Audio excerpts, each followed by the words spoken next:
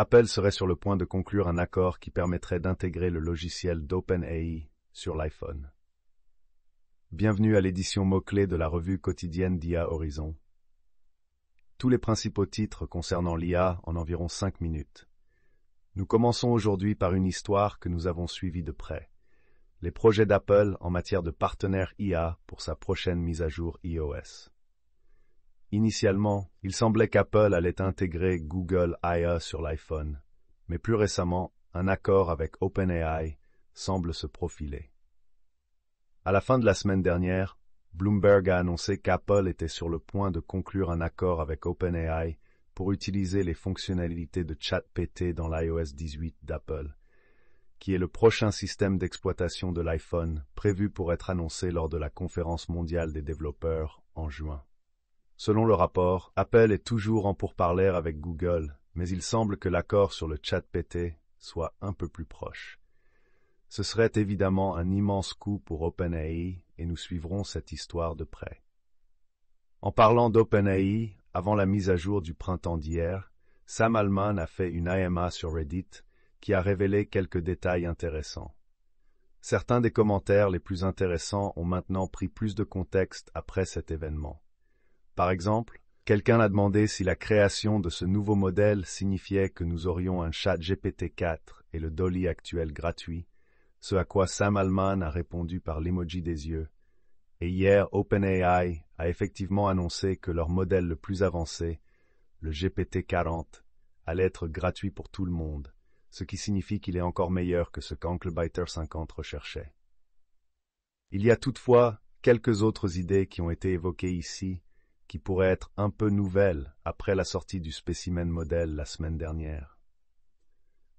Des gens parlaient du fait OpenAI semble s'intéresser au porno éthique et semble confirmer cela en disant que nous voulons vraiment arriver à un endroit où nous pouvons permettre du contenu réservé aux adultes, comme de l'érotisme textuel, du gore pour votre usage personnel dans la plupart des cas, mais ne pas faire des choses comme créer de faux profonds. Une autre question intéressante est venue de FMS USA, qui a demandé, en se basant sur ses spécifications de modèle, pensez-vous qu'un jour on pourrait s'attendre à ce que les LLM, tels que le ChatGPT, aient une obligation éthique de signaler une activité criminelle connue de l'utilisateur? Altman a répondu qu'à l'avenir, il pourrait y avoir quelque chose comme un concept de privilège de l'IA, comme lorsque vous parlez à un docteur ou à un avocat.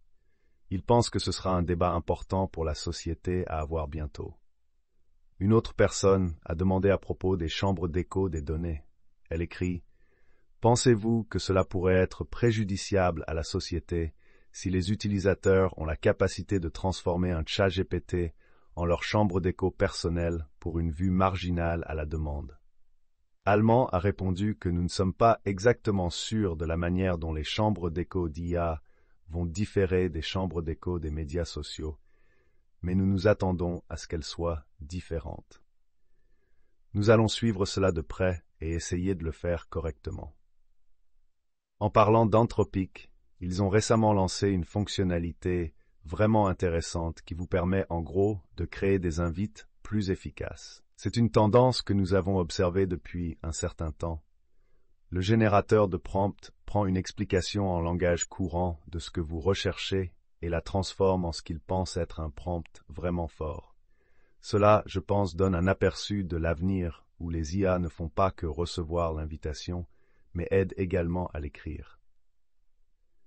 Enfin, Meta semble apprécier ce qui s'est passé avec ses Ray-Bans, où elle prend une forme existante que les gens portent déjà et la transforme en un objet intégré de l'IA, et elle explore apparemment maintenant les écouteurs assistés par l'IA.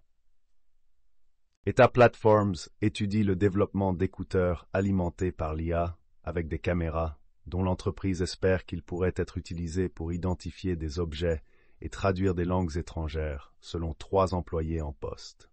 Cela conclut l'édition mots-clés du podcast Horizon de revue quotidienne d'IA. Prochainement, l'épisode principal.